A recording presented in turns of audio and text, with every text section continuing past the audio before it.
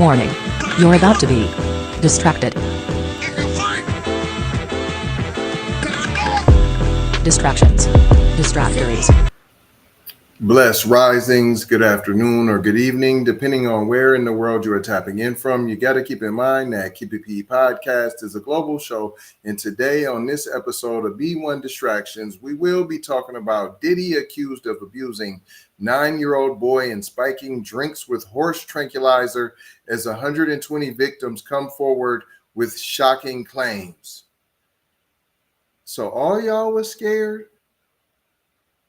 I'm just saying, all y'all was scared.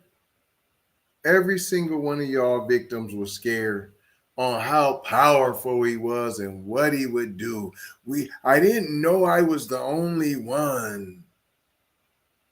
What? I didn't know I was in this together, and I didn't know there's strength in numbers, and you didn't say nothing. I'm saying you didn't say nothing. You wasn't like, oh, let me report, fam. So out of 120 plus of y'all, nobody was ever like, let me report, cuz. Nobody? I'm just saying, nobody. Not one time. So Cassie set it off and that was it. I thought, see, this is the problem I'm having. If this is a not so secret and everybody knew, I mean, that's what everybody's saying, from Jaguar Wright to Wendy Williams to Suge Knight.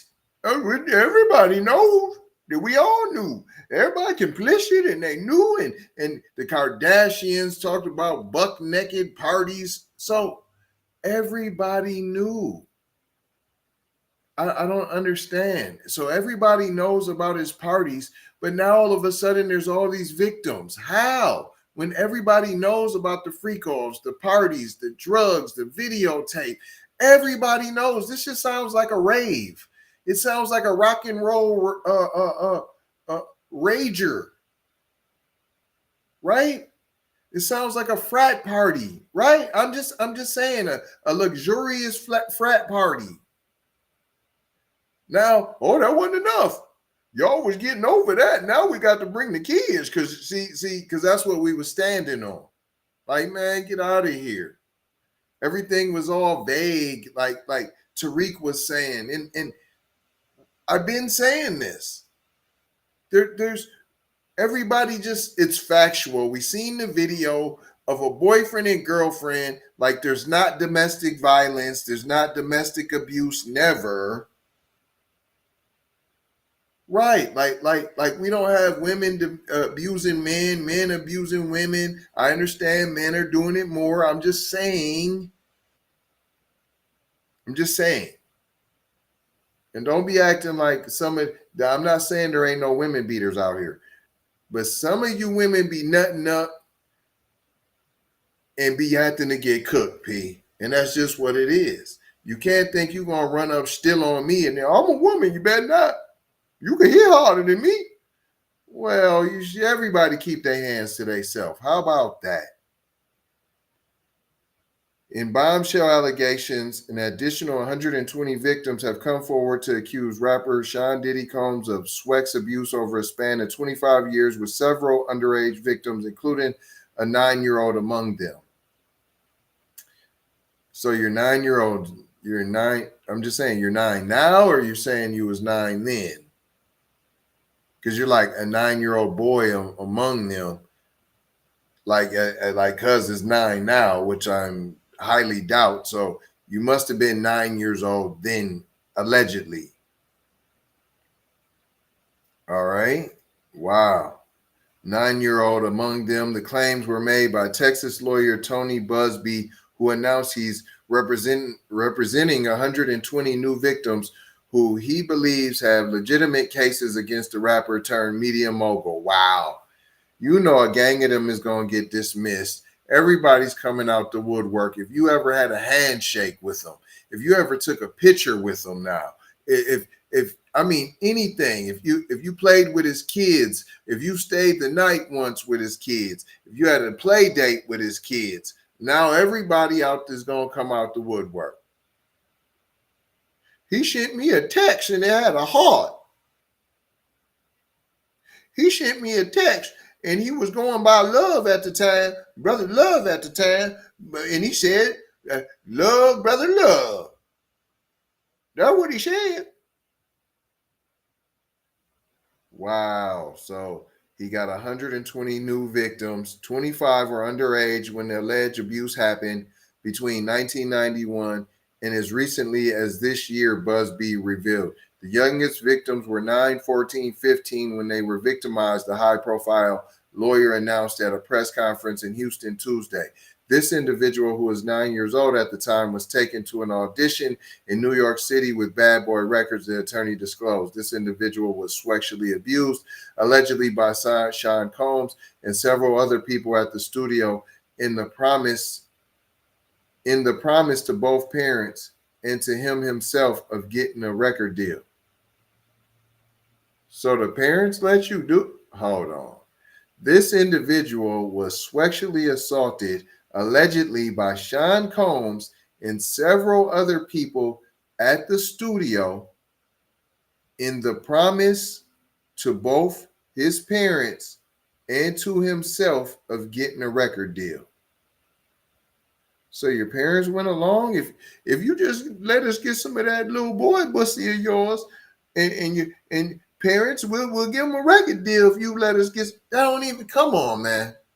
Come on. Let's be clear about this. We got to be clear. They're saying that a promise was made to the boy and the parents that if the boy gave the studio some pussy, that he would get a record deal. We're not snatching up the parents. Is there a lawsuit on the parents? Are we gonna get charges on the parents? What are you talking about here? Wow. Combs founded Bad Boy Records in 1993, the label that launched the careers of Notorious B.I.G., French Montana, and Machine Gun Kelly. The other boys were there to audition as well. Buzbee stated all of them were trying to land a record deal. All of them were minors. How you just go in and let me tell you who he is real quick. Let me give you, and let's continue with the story. Diddy's legal team reacted to the new allegation shortly after Buzbee went public. Mr. Combs emphatically and categorically denies as false and defamatory any claim that he sexually abused anyone, including minors. That's what his lawyer, Erica Wolf, said. He looks forward to proving his innocence and vindicating himself in court, where the truth will be established based on evidence, not speculation. However, the promise of fame was leveraged over multiple child victims, Buzbee claimed. Another minor told, allegedly by Sean Combs, that he would make him a star, but he needed to visit with him in private about it away from his parents. What kind of writing?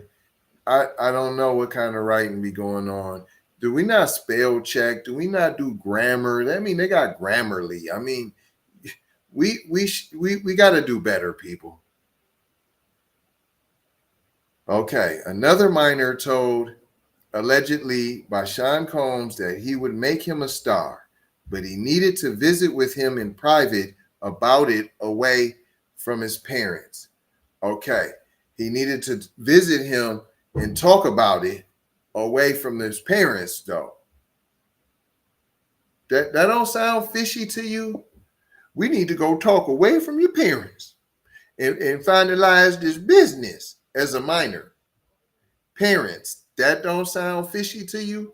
Hey, I need to go buy your baby for a minute. Can I take your baby over here to the private room? We're going to talk a little business. What? Wow. Once they were in a private area, allegedly, Mr. Combs made the victim perform swirl sweats upon him, Buzbee said. Thousands of calls with fresh accusations have flooded Buzbee's law firm since federal prosecutors announced a federal indictment against Diddy and arrested him last week. Thousands. So the quacks is coming out the woodwork. He pointed at me in the concert and blew a kiss. I didn't want him to blow no kiss at me. I didn't want that. It was an unwanted kiss. Come on, fam. Wow, thousands. An individual 15 years old at the time, flown to New York City to attend a party, was drugged and then taken into a private room, allegedly in the presence of Mr. Combs, where his female individual minor was scraped, and then other individuals took turns scraping her, Buzbee detailed. Working with law enforcement, the attorney said many accusers have been weeded out with non-credible stories. However, at least 120 potential new clients will file individual cases against Diddy and possibly other abusers. Wow. So you went to the police to see if they were credible, but we ain't gonna file no charges. We ain't gonna file no police reports. Nope, we ain't doing that. Not narrow. One police report was taken out of the 120 and thousands of calls with fresh accusations. Right. Basically, you're saying made up accusations. Right. It continues.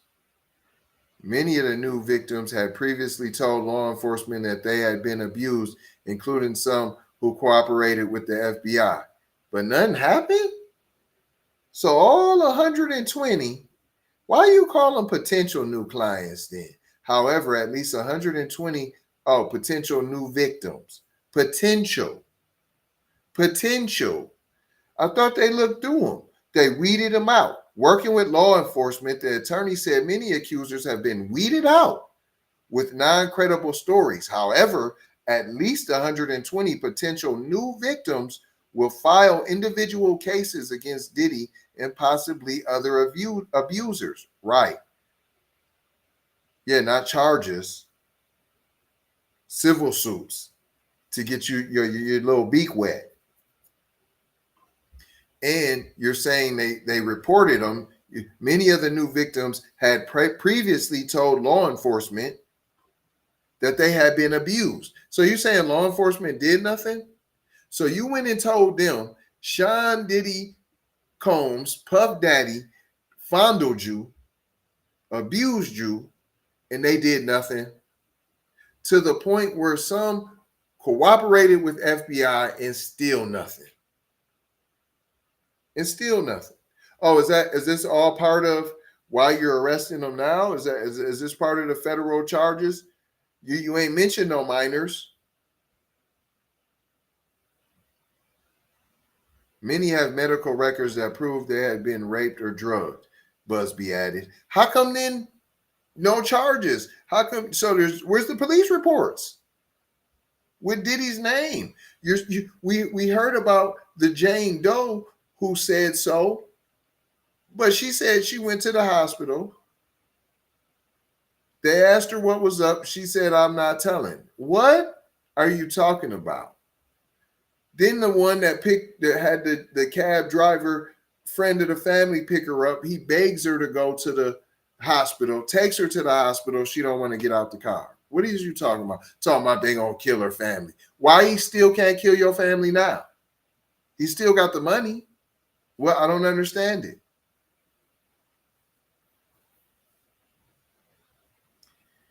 Drugs were found in their system. Weird drugs, the drugs that you probably never heard of, the lawyer explained. What are you talking about, man? What? There's a drug called Tusi. What are you talking about? It's pink, fam. They're calling it Coquizzle. What are you talking about? But it's not. But if you know anything that you know, pure coquino is pink anyways. So what do you guys be talking about? Huh? Make it make sense. One in particular that continues to pop up is a drug called xyloxazine or Thang or Trank, which based on our research is known as a horse tranquilizer. If let me newsflash, if it has a nickname, if a drug has a nickname, aka a street name, it's no longer weird. People know about it. It's in the mainstream at this point now. Okay? Wow.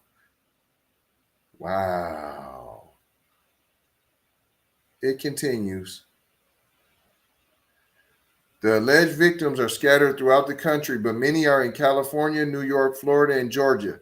And half are women and the other half are men. Just right down the middle, huh? Come on, fam. Much of the alleged abuse happened at parties such as Diddy's infamous white parties or puppy parties. What's a puppy party, cuz?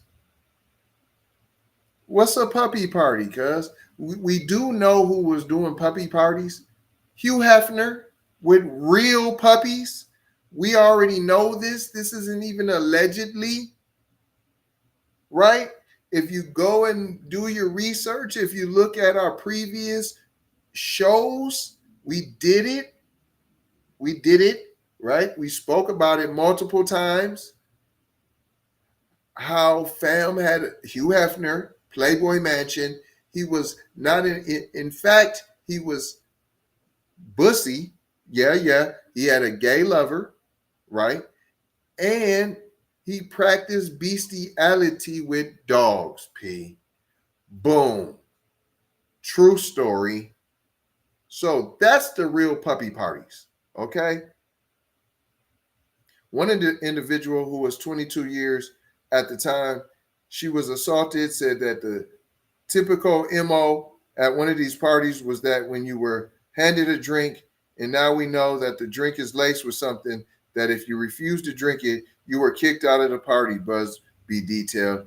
In another disturbing case, an adult pregnant woman claims she was scraped after attending a group dinner with Combs in Miami.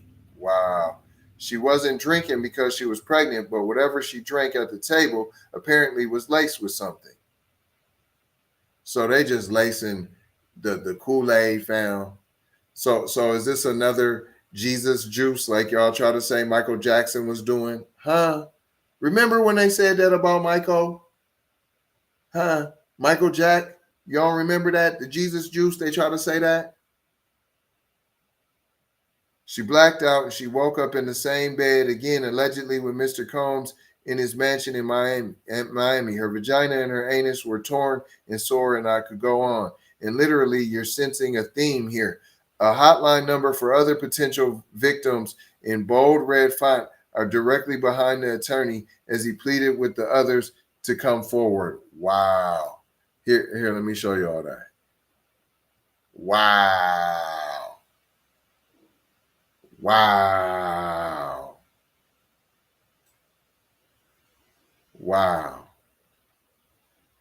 I could give y'all a little bit of this. I'm gonna do another at the length fans will go, no matter the evidence to the contrary, to defend celebrities. I ain't gonna do 31 minutes. And there's a reason for this word fans. They're fanatics. I've personally already been threatened multiple times on social media. And when I agreed to pursue this, I expected as much. This isn't my first rodeo. But victims who step forward to have their voices heard should not be subjected to that kind of conduct. They should not be targeted. I want to say this, and I want to be clear about it. I want to be clear. Although we are vetting each call as stringently as we can, I always start with a mindset that I believe victims. I believe victims. Poison in the well. Because I understand the tremendous courage it takes to step forward. So if you're watching this, please hear me. If you're out there and you have been victimized, you are not alone. There is a great strength in numbers. So what I say? You can seek redress. You can obtain justice. We can help you, and we will help you. That being said, as stated, we are vetting every call that we receive. We have had to turn away some. For each, we ask for corroboration. For each, we ask for the identity of witnesses. We also have collected pictures, videos, texts. We check venues, we check dates. We want to corroborate that the claims being made have legitimacy and merit. We have on staff now a former detective from the Major Offenders Unit of Houston Police Department who is helping us vet each claim. We're using our common sense. We're being stringent because, as I said, these are not easy cases. They're very tough. The process is hard, and in some cases, the process is very lengthy. These cases are hard to prove. Many times, it's the victim's word against the alleged perpetrator. Each of these victims will no doubt be publicly attacked by the alleged perpetrators, and in some cases, the general public. The feckless and cowardly keyboard warriors love to attack. We know what we're up against. We did not enter this fray blindly. I wish it was my last such fray. I wish this type of behavior wasn't so pervasive, but it is what it is, so we will press on. As I said, our law firms have been retained by 120 individuals at this point to pursue cases in civil court against Sean Diddy Combs. You should know, in this group, it is evenly divided between males and females. There are 60 males and 60 females who have joined us to pursue these claims as plaintiffs. In this group, 62% identify as African American, 30% are white, and the remainder are Hispanic or Asian. The victims are from more than 25 states. The majority are from California, New York, Georgia, and Florida. I don't want to focus on the ages of these victims. When we talk about the ages of the victims when the conduct occurred, it's shocking. Our youngest victim at the time of the occurrence was 9 years old. We have an individual who was 14 years old. We have one who was 15. 25 of the 120 individuals who are plaintiffs in these cases were minors at the time of the acts complained of. The time frame of the acts complained of is very wide. The conduct at issue spans from the years 1991 all the way till this year, 2024. If you wonder why there are so many alleged victims, that's your answer. We're talking about more than 25 years of this type of conduct. Now, although most of the victims who have stepped forward were victimized after 2015, this has been going on for a very long time. Now, when you think about the fact that some of this conduct occurred 25 years ago, and you wonder why would it take somebody so long to step forward, I want to remind you that many states in the United States have recognized that it's very difficult for a victim to step forward and to make these types of allegations when something very terrible has happened to them.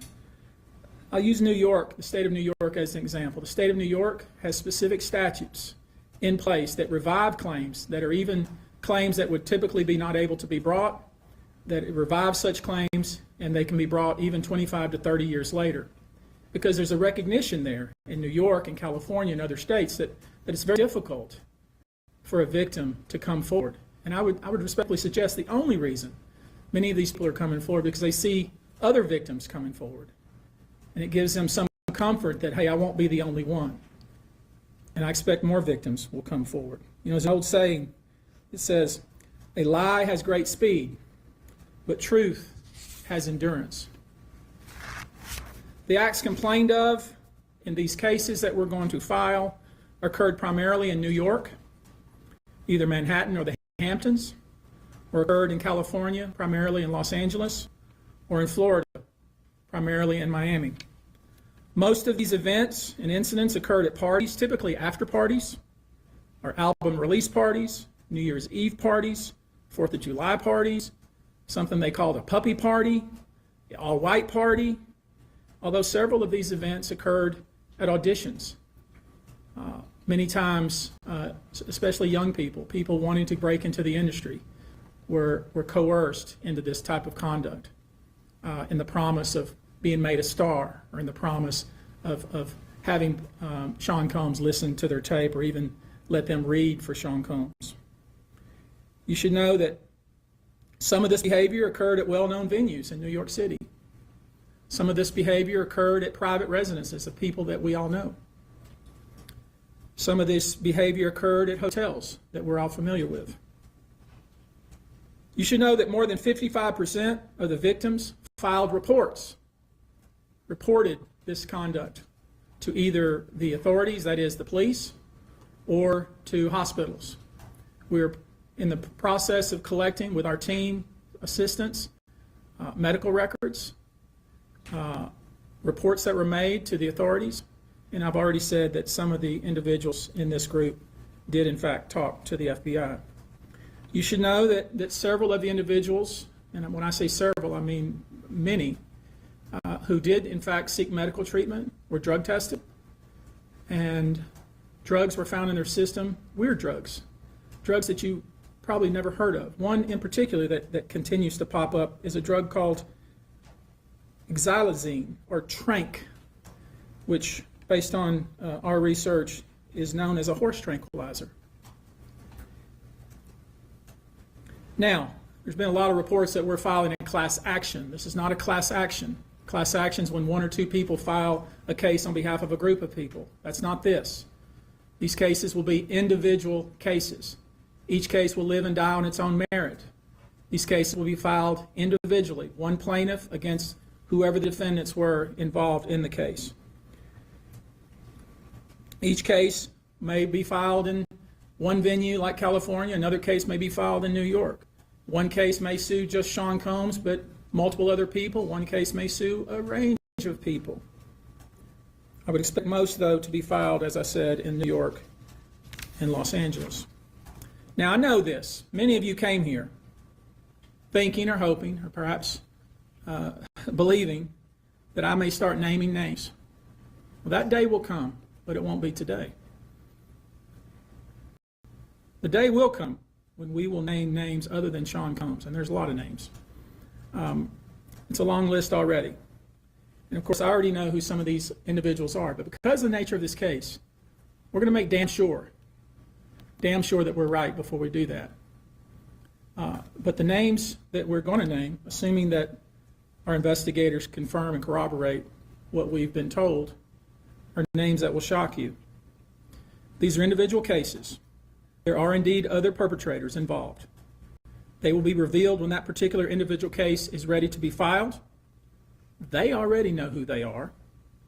And I'm talking here about not just the cowardly but complicit bystanders. That is, those people that we know watched this behavior occur and did nothing. And I'm talking about the people that participated, encouraged it, egged it on. They know who they are. I call them the facilitators of foul play, willing participants in vile conduct. As we identify them, each will be part of this case as defendants. These defendants will not only include individuals, but would also include corporate entities who ultimately profited off of this culture and behavior. I'm looking at banks, pharmaceutical companies, hotels. We know that many of these individuals were paid cash. We know that many of these individuals involved, whether they were the ones being assaulted and abused or they're witnessing other people being assaulted and abused and then paid and threatened and told to leave. Typically paid 10 grand in cash and told to leave. And then threatened as they were leaving. So in addition to Sean Combs, you should know the defendants in these cases we're going to file will include anyone, of course, who engaged in the assault or exploitation, anyone who participated in such in any way, anyone who encouraged or facilitated this conduct, anyone who was in the room and watched it happen but made no effort to stop it, any venue or venue owner who was aware of what was going on but failed to stop it, any individual or entity who knew about the conduct and benefited from it but did nothing to report it or stop it, and any individual or entity who covered it up or helped cover it up. These people who know who they are should just come forward now. I would imagine, as we speak here, there are a myriad of people who are very nervous. You can't hide skeletons in the closet forever. I would expect there are many people out there right now who are desperately searching their memories as they delete their texts and data. Now, although these are in fact individual cases, there is a common theme, an MO, if you will. Typically, the victim is lured into a situation where he or she is given a drink. Typically, that drink, reported by these victims, is apparently laced with something. Once that drink takes effect, the perpetrators perform all kinds of sexual acts on the victims, many times passing him or her around as other people watch and enjoy the show, and then leave the victim ashamed, confused, injured, and wondering what happened. When the victim reaches out, he or she is told not to say anything. Sometimes there are threats of physical violence or financial repercussions or bodily harm. The claims we intend to bring will include the following: violent sexual assault or rape, sexual abuse, facilitated sex with a controlled substance, false imprisonment, compelling prostitution, sexual misconduct, dissemination of video recordings, false imprisonment, sexual abuse of minors. Given the large volume of cases and given our other docket obligations, He said false and given the fact that we want to be sure when we file these cases that they are fully vetted, I expect we'll start filing these cases against Sean Combs and other perpetrators within the next 30 days. Now, it's rare, sexual abuse, sexual exploitation, this type of activity is pervasive in our society, and it's rare we get a chance where we can really focus on this as a country and really focus on this about how pervasive this is and what we as collectively can do about it. So I thought I'd take this opportunity before I go into some individual cases not the and whole talk about country, some of the but individual He's claims being made and some of not the city. so you'll get a sense whole of what this country. 120 people group looks like individually. I want to bring forward Carrie Paul. She is a national victim advocate who helps victims who have been victimized by this type of conduct. And she has some important words, and I hope you'll pay close attention. I think it's important that you hear from her.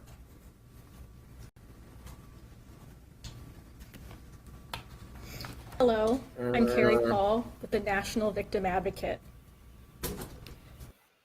It's not easy for any survivor to come forward. Oh no! So that's to justify all doesn't the believe quacks survivors. that are about to It come. blames and Oh questions them. no! Here, let's shut that down. The old quacker. Instead of Let's showing justify the support, quack. many choose to enable abusers. The media runs stories asking why it took so long for survivors to Yeah, come forward. it's instead of viable asking- questions. Not going to continue with that.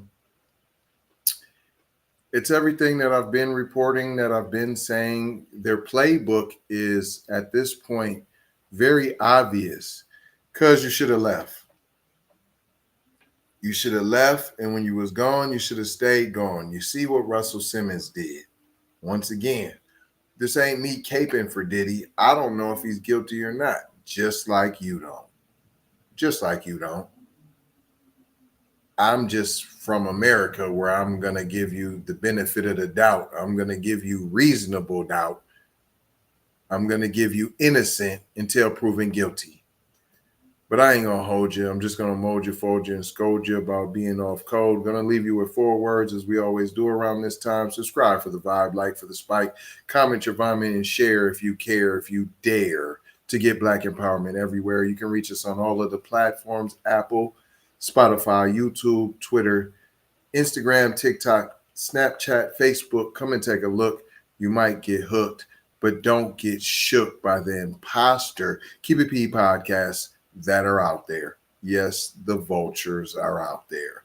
Love, peace, blessings, and maloha. I gotta go how for sure how. You already know how. Big brother like Rice Supremo Mike T signing off.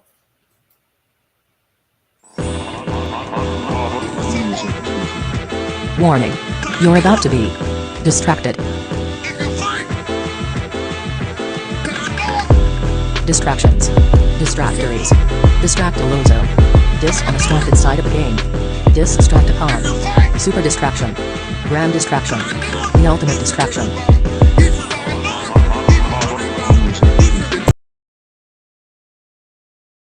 Cedric Blackman, and I'm a contributor of Abolish, The Slave Patrol, a documentary that will crack open the door on a hidden truth about our present. It's a truth about the roots of something too many of us take for granted: American policing. We like to believe our systems evolved organically, but Abolish, The Slave Patrol exposes a chilling reality.